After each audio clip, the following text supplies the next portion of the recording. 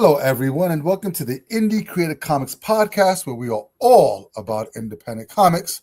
I'm one of your hosts, Angel, with John Pepe. How's it going, Angel? It's hanging and going. Fuck, man, we're back to horrible weather again. I mean, it was 65 today, but it's fucking raining. I hate it. My allergies hate it. My soul hates it. Yeah, it was all right. Yeah, just you know what? I'll take the rain over the snow any day.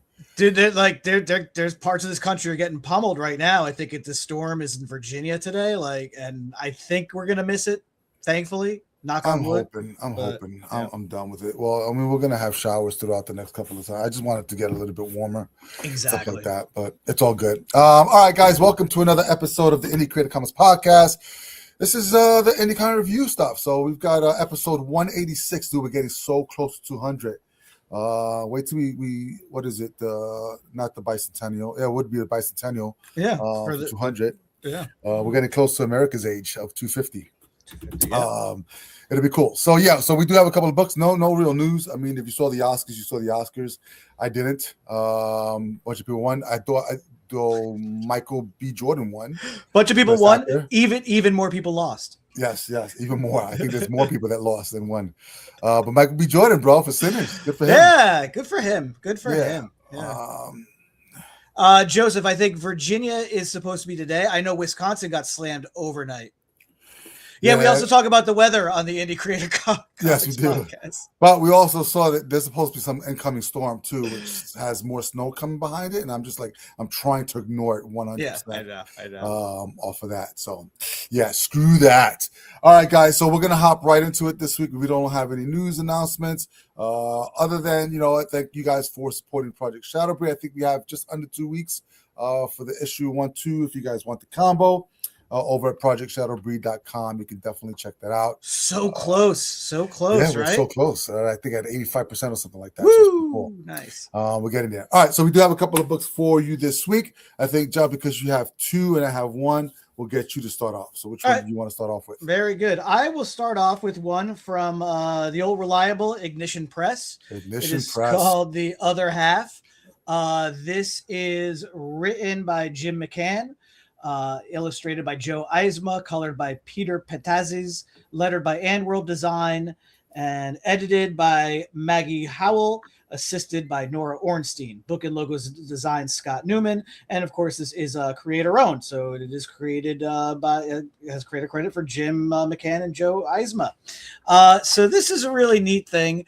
Okay, so remember The Odd Couple, right? Yes. Okay. So now.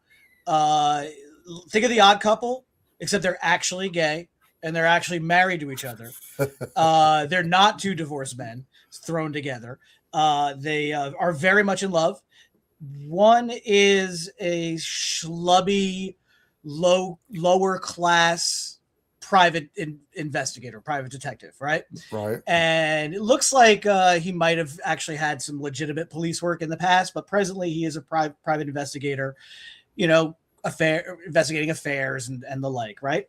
And his partner is a high class, very Felix Unger or Niles Crane type, only the best for this guy, used to just living with tons of money and all that. And they are the kind of couple where they go on stakeouts together, and he's got Henry, the private detective, has his coffee. The Ethan, his partner, has an espresso martini, right, on a stakeout. So that's sort of like where. Wait, are they both PIs? No. So Ethan, part of this is that what you find out is Ethan has been cut off from his trust fund by his parents. Gotcha. Because they do not approve of his lifestyle. And so he is now working at a sort of this auction house, and through their friend Virginia, who has this high class society party. She runs this museum of gems and antiquities. She has just gotten a big donation, this giant diamond that they call the Nobility Diamond. And it's funny because that is sort of a theme for the week. Let me show this really quick. Look, big splash page for the diamond. That's how important it is. See, Wow. it's because it's a heist book, right? So, so he is now hired to work for their friend Virginia's museum to be the head of security for this diamond while it is there, and his partner Henry, the private investigator, is also hired to test the security system to make sure to make sure that that their system is foolproof. So so Ethan has been cut off from all of his high society money, and this is what I think is the twist or the hook to this that I would like to see, because he still runs in those circles. He still has all those friends. It's only his parents that are upset with him, and it is intimated in the scene where they encounter each other at this big gala party that the parents disapprove because he's gay. I think the twist, the hook here is that no, the parents disapprove of him because the guy he chose wasn't one of them, wasn't high class, right? I think that because that's where a lot of humor is coming from. It's a very, oh, you're so low class, Henry. Oh, you're so high class, Ethan, with your martini on a stakeout. That's the kind of gag, right? So, so they test out the security system. It all seems to run to plan. And then after they test everything, boom, it gets stolen in the middle of the night. And so now Ethan, being the last one there and having the keys and the codes, is now a suspect in this crime, or person of interest, because he is questioned and then released. And now they have to so this is the hook, right? This is why it's the high class, low class thing. And this is why, partly why they're going with this archetype of the gay couple, because it could easily play as a man and a woman, except for this is the twist. Now Ethan has to go slumming it and go like a schlub with the dirty trench coat and deal with all of Henry's seedy contacts in the underworld that, to get information about who might have stolen this diamond. And now Henry has to wear the fancy clothes and go in high society to see if anybody in high society. And it's the logic is, well, we have to switch because everyone in high society now thinks you stole the diamond and all that. Yeah. So and I think the heist deal is just, it's such a MacGuffin. It's such a thing to get you to the situational comedy of high class guy has to go live low class guy has to pass for high class society. Yes. And that's really what this book is going to be. I'm guessing it's a mini series. Ignition doesn't really indicate. And I think some of that is trial run, right? Like, let's see how much gas this has, if we're going to give it a mini or an ongoing. But this definitely feels like an ongoing. It's really cute. I like the art style. It reminds me a lot of the DC Tomorrowverse, right? Which I kind of enjoyed because of the thick lines. It's got a weird blue gray wash background over everything, just like those animated movies. But I enjoyed it. It was really cute. I think again, this is like, if you like, it reminds me of the Birdcage a little bit, but maybe not as exploitive. With Robin Williams and Nathan Lane, that sort of dynamic as well. This is going to be a really good, fun TV miniseries someday. Yeah. I think we've had a couple on that trope already. I was thinking of Balky and his cousin, Perfect Strangers. Very much. Yeah. The sort of that clash of cultures. Yeah. So it's fun. It's again, if you.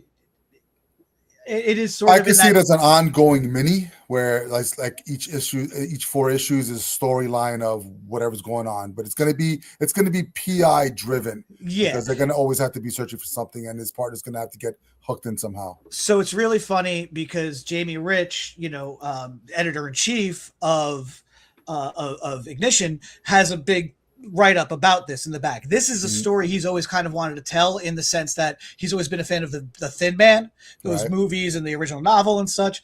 Nick and Nora Charles, if you don't know, operate in 1920s, 1930s high class society, but they're also private investigators and detectives. And the situation, you know, is it's the man and the woman going and investigating crimes together, and how they comment on, you know, their high society really just wears on their sleeve and things like that.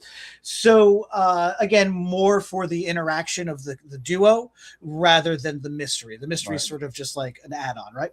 So he's even since his DC days, he's been trying to like crack this, find a really good. He mentions he pitched a Ralph and Sue Dibney, Nick and Nora Charles type series for DC back in the day, and he could never quite get a writer to crack the code or crack it himself until Jim McCann comes with this pitch. He said, "This guy figured it out. This is the thing." And so he says, "So what I really envision now in the future is another story." Catching up, because again, these guys are a year into their relationship and marriage, so it's a real meet quick kind of thing, right? And get married really fast kind of thing. So their idiosyncrasies are still at play, right? So there's your Felix and Oscar thing, right?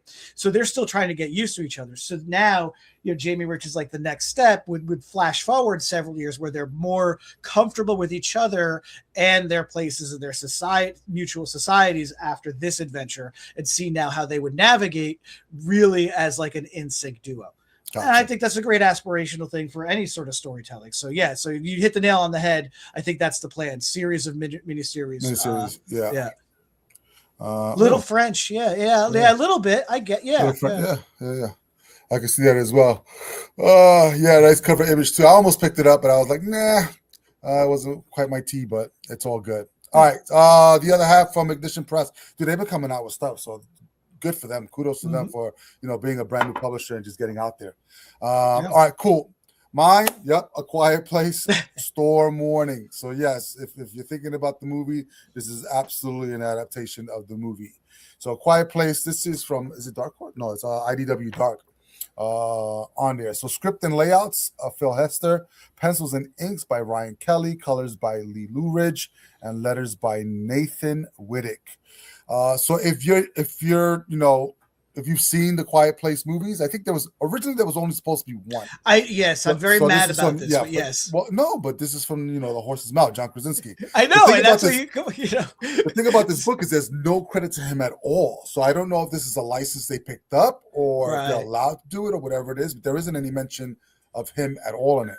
The thing I've noticed with the IDW is you have to kind of look for it. And for this Return to Sleepy Hollow, Twilight Zone, it's all inspired by.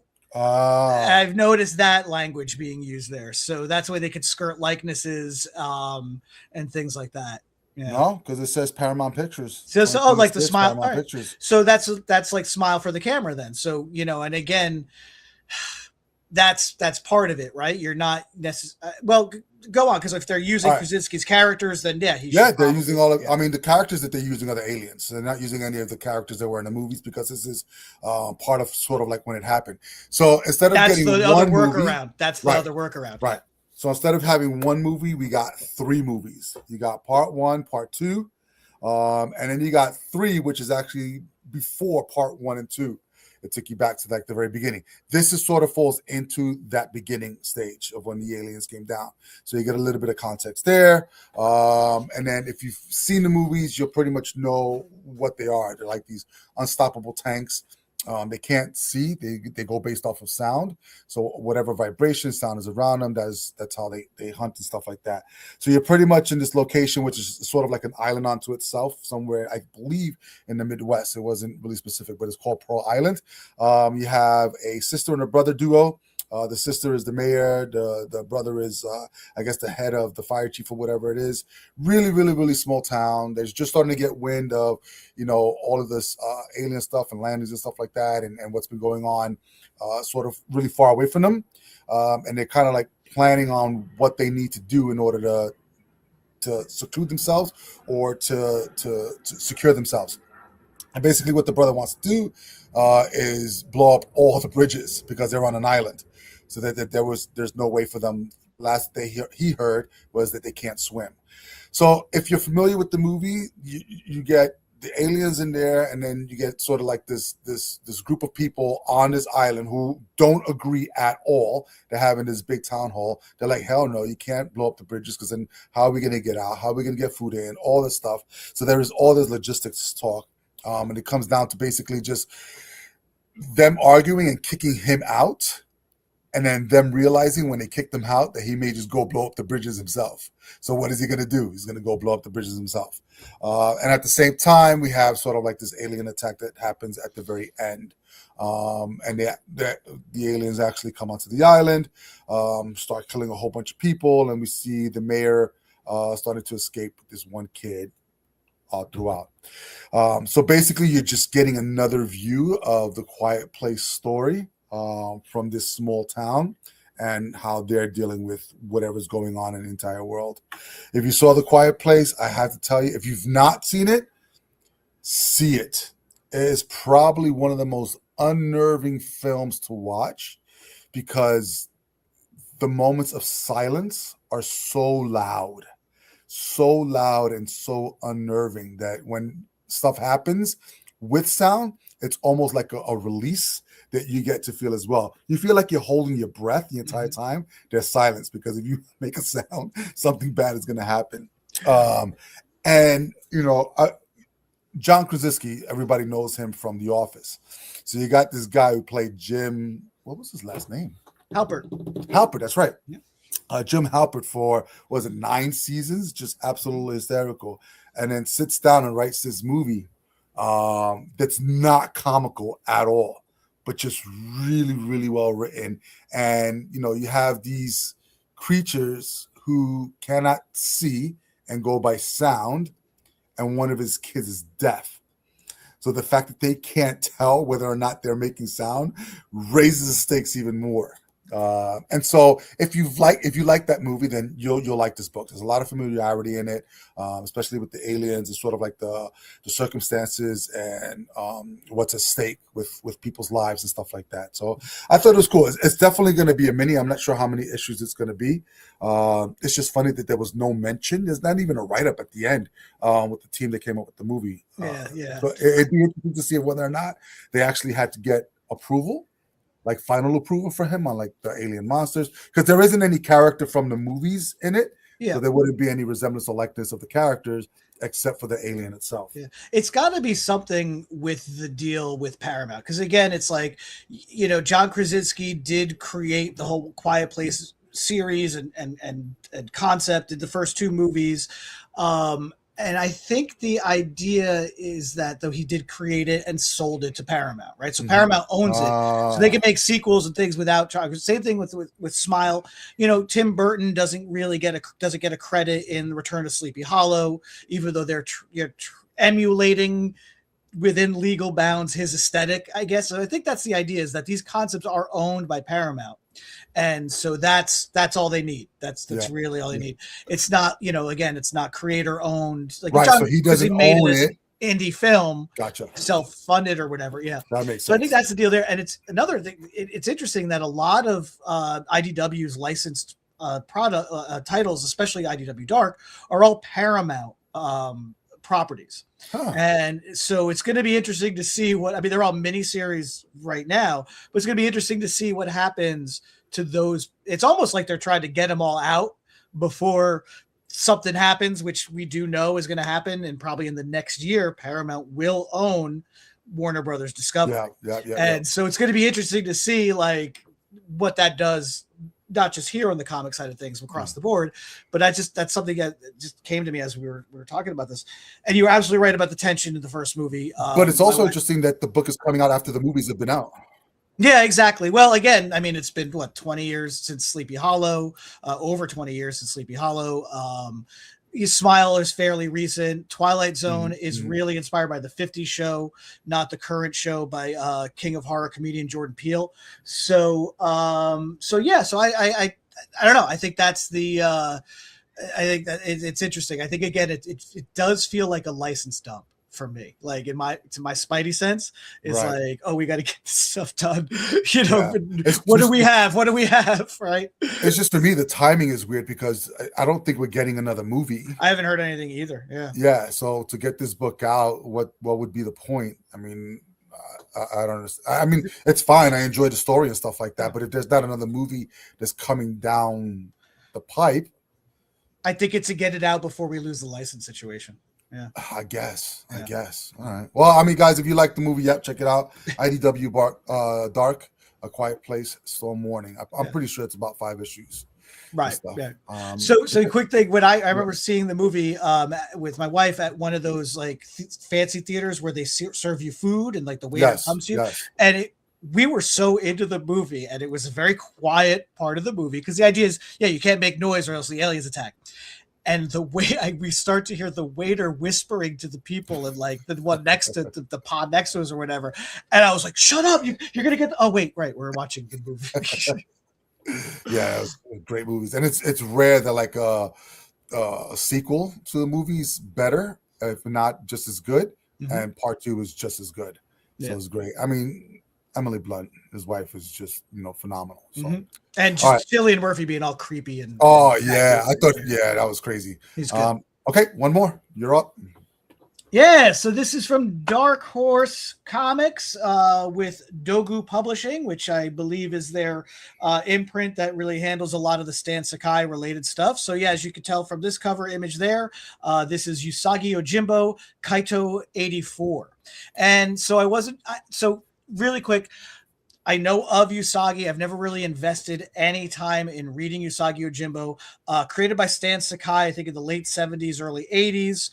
Really kind of hit that peak, with Ninja Turtles kind of breaking the door for a lot of the sort of anthropomorphic type of indie comics that were coming out. And in black and white. Yep, in black and white. And even, and to this day, I think Stan Sakai mainly does stuff in black and white. I know there's been some recent stuff. Except for the comic stuff. The comic stuff has been in color now. Yeah. And it even did get folded into the Ninja Turtles franchise, definitely with the toy line. I don't know if he ever actually appeared in the cartoon. And I'm not really sure if there was ever any comic. There's definitely been a comic crossover, but I don't know if that was an isolated bottle thing or if that's actually in Ninja Turtle continuity, because the big thing about Usagi Yojimbo is that he exists in feudal Japan, right? And so I know there have been stuff, Space Usagi and other extrapolations that have been done by Stan. I don't know if there's been too much that haven't been done by Stan, but clearly if someone's doing this, Stan Sakai is endorsing it, right? Right. So this is written by Zach Rosenberg and illustrated and lettered by Jared Cullum. And of course, Stan does get the created by credit, and it's edited by Justin Eisinger. And so what's neat, I again, not really having read Usagi, but understanding the concept of Usagi, that basically Miramata Usagi, was a samurai in feudal Japan, and it was all basically samurai fare. But clearly, as you can see from that cover, he is a rabbit. So it's a very anthropomorphic situation. And very cool. Mr. Dumbledick stayed at Stan's house in Pasadena during spring break back in 2012. That's great. And his friend is Matt from college, who's Stan's dad. Oh, very cool. Very cool. So I was like, okay, what are they doing? Are they going to, have, feudal Japan Usagi in the modern day, or, not really knowing what I was going into. So this is actually the descendant of classic Usagi, which I think is really cool. He is Kaito Usagi, and he's sort of a Robin Hood among the, the people, the street level people in Japan. And he, is a very known thief, and he gives all of his earnings to people lesser than him, or who need it more. He feels he's able to get by. However, the car doesn't start when they're trying to escape after doing a heist, right? So he's got to get out, fight the guys, and then push the car so they can get away, right? He takes care of his younger friend who is named Yu. You get a flashback on how that sort of relationship started. You was in school, was always getting bullied on, and so Kaito would kind of be his protector, and that continues to this day. Cool. So it's them two. So it's them two. That's your duo, right? And so basically Kaito is hired by a portion of the Japanese government. And here it is, it's heist week, right? So he is hired to break into this fortress and to steal this ancient spear, the Kintsugi spear. And it's like this impenetrable fortress that he's got to try and break into, and he's got to steal that spear right in the middle there. And he will get a really nice car that works out of it. He'll get a lot of money, and Kaito is basically like, I'm not interested. I don't want to work for corrupt politicians. And then he says, yeah, but you know what? What about you? You know, how hard has it been taking care of him? This would give you enough to make sure he's okay, and then you can continue to do whatever you want to do, right?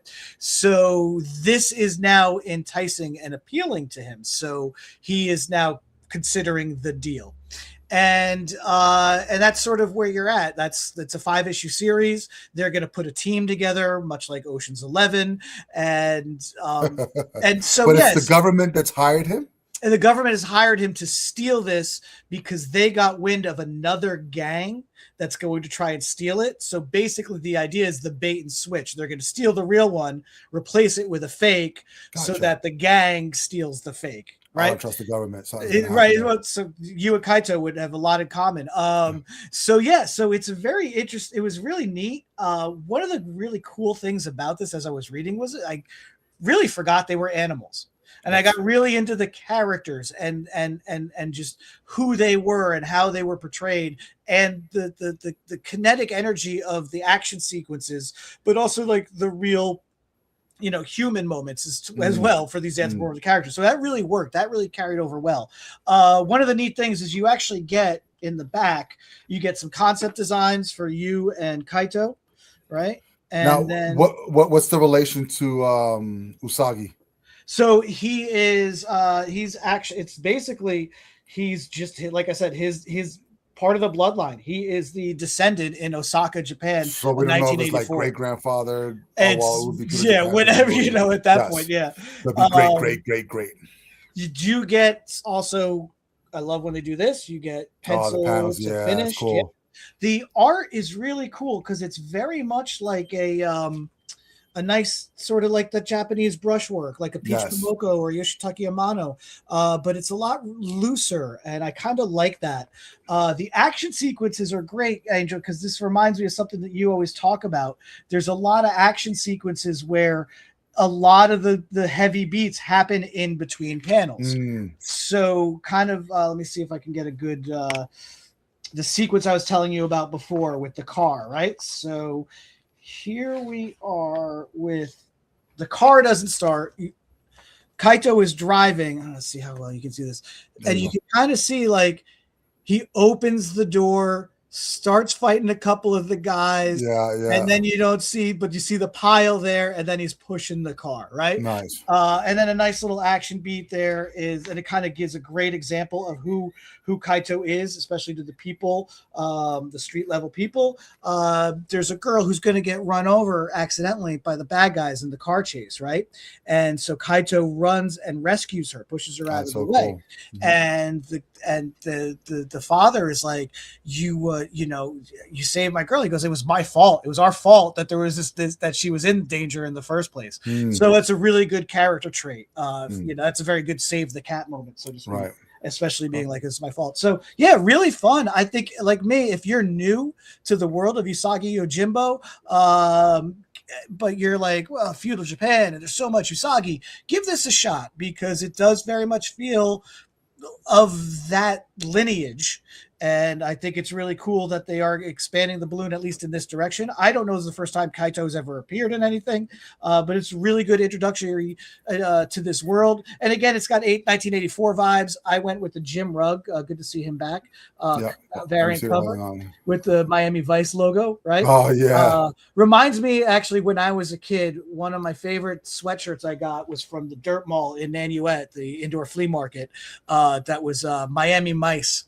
And it was like two mice standing next to a car done up like Don Johnson and Philip Michael Thomas. So that cover reminded me of that. Oh, that's hilarious. All right, guys. Well, there you have it. All right, before we go, I just have to let you know, dude, I just read the second issue of Ordained. And I wanted to be upset because the book was late. I don't know if it's supposed to be coming out bi-monthly, but no, it's been more than 2 months, right? Oh, it's and it kept getting pushed back in favor of subsequent reprints of the first issue. Yes, which is really funny. Fucking so, but if the first issue wasn't so good, I would have just left it. But picked up the second issue. I was grunting through it because it was that good, and I was like, God damn it! But from what I understand, issue 3 should be out in April. So it should be on time, and I think it's just that would be the end. Yep, that would be the end. So I mean, until the inevitable got a lot to cover or prequel, right? Sure, right. Yes. No, I think it's gonna. Really good. If you guys haven't read it, guys, it's from Bad Idea, Ordained. Just a really cool concept. Something I've not. I mean, we've seen the priest stuff, but it's been mostly within its own realm, kind of thing. If it's a priest, it's always about like religious stuff, fighting demons and stuff like that. Right. This is more about escapism, finding another life. And did you read it yet? I haven't read 2 yet. I'm really looking forward to it. But so you get sort of like the origin of how and why he became a priest, which is pretty fucking cool. So I like reading stuff, and it's funny because I always go back and forth with comics are about escapism. It's about leaving reality behind and running into your imagination. And oftentimes when we do that, the brain will say, okay, I can believe a man can fly, but if you do something that's just so out of whack and out of not character but doesn't make any sense, then your sense of disbelief it gets suspended. Nope, that doesn't work. But yet this guy can fly, yep, I could dig it, kind of thing. So there's a sense of it being grounded, but that it's not a real story, but it's grounded in reality, and the way that it's just written kind of takes you on that ride. So because it's not a superhero book, if anything, it's going to be sort of like a crime drama book. In some respects, it's like I said, John Wick with vows and a not even. Really? I mean, no, not even. Yeah. I mean, it would be. Yeah, I don't know. I just like it. If you haven't read it, fucking read it because it's fucking great. I love the mob boss out there. I love the mob boss as a character, as a villain. It's great. The way he is, at least in the first issue, when he makes that miraculous recovery, and he's just like. Just ready to go. Yes. Yeah. But there's parts of it that you can make it like really existential, right? So you've escaped this life to create this new life to help people, but that new life brings you back in the path of your old life. And so it's almost like you can't escape who you are always meant to be, kind of thing. So I'm reading this book and I'm just like, fuck. And I don't know if they wrote it that way or if the intent was there, but you can see those beats there of this guy just, getting to a place where he's just like, I thought I was doing the right thing in my life. This big fucked up thing happens and I walk away from that and have an opportunity to do something else. And then I'm doing the right thing. And all of a sudden I get pulled into the one thing that's going to bring me back to the life that I didn't want to be part of. So it's just really, whether it's intentional, if it's intentional, it's fucking genius. If it's a byproduct of what they wrote, it's still fucking genius because it's just great. So yes, I haven't read issue 2 of Dork yet. I want to read that. And then there's a couple other things. I do have 2 more books. I'm going to read through them today and then give you a copy. Oh, cool. Wait, who was that? I was a week late and they were giving me a cow. Oh, well, books, yeah, it's all good. But yeah, if you haven't read it, read it. Absolutely fantastic, Ordained. So we gave you 3 books for this week. You've got from Ignition Press, The Other Half, Bam Bam. You've got also from IDW Dark, A Quiet Place, Storm Warning. If you watch the movie, you'll fit right into this one. If you didn't watch the movie, there's still enough context in there where you understand what's going on, and that if that helps you go watch the movies, even better. Pick it up. Really cool stuff. And then, yeah, Kaito 84, which is out of the world of Usagi Yojimbo. Yeah, I read a lot of his older stuff. I really, really liked it. I mean, it's anthropomorphic, but he's a fucking Ronin. So to me, that's what it was. It was just him walking around with his katana and his short sword and freaking just beating up all these hyenas and wolves kind of guys because they were just doing stupid stuff. It's interesting that you did read that because you don't gravitate towards anthropomorphic. Did you have that same? When you read Stan's stuff though, like did you have that same feeling I had that you kind of just forget that they're animals after a while? You do. Yeah, it's crazy. Yeah. So like Good Boy as well was sort of like, but Good Boy's different because there were humans in it. As opposed to this where it's fully anthropomorphic. And I don't know what it is about anthropomorphic creatures that I just don't dig. I don't know, like the stuff that you read, like Feral and stuff like that, or Stray Dogs. That doesn't appeal to me because it's not action based. Those are horror based books, right? So I think if it's more like a John Wick kind of situation, or if it's like a badass samurai, I'm cool with it. Right. So it's funny because for me, like what I like about Feral and Stray Dogs and what those guys are doing is that they are still acting like dogs and cats. Right. They're not picking up machine guns. They're not picking up swords. They're not doing anything out of that realm. That makes it even worse. See, I appreciate animals are talking to each other. But it again, animals talk to each other. Dogs bark at each other, cats meow at each other. There's language, right? There's language that is communicated with. It's just now like our friend AJ likes to say, it's like Star Wars. They're all speaking Aurebesh. It's just translated to English for our benefit, right? Right. So now, granted, I think with some of these, the longer you try and do that, the soap opera elements creep in. The clearly human behavior shows up inside of that, and that's a little, that again, that's a line, right? Right. It's a very fine line. Good Boy, like you said, works. It's because it's anthropomorphic animals living among actual humans, and so it's acknowledged and things like that. It and the Usagi stuff works because you forget that they're animals after a while, right? It's when it's like, I am a human animal hybrid and I do human animal hybrid things. It's that hybrid. I think that's too much of I don't think uncanny valley is the word, but it's too much of an intersect for me to really buy in. So there's a lot of creators that kind of have, that's their stock and trade. Yes. I don't really gravitate to that. Well, and it's when the characters acknowledge its self-awareness that they're just talking cat or whatever it is that kind of takes me out of it. Where if the animals are just doing their thing. So if we look at Usagi, there isn't any you're a rabbit, you're a dog.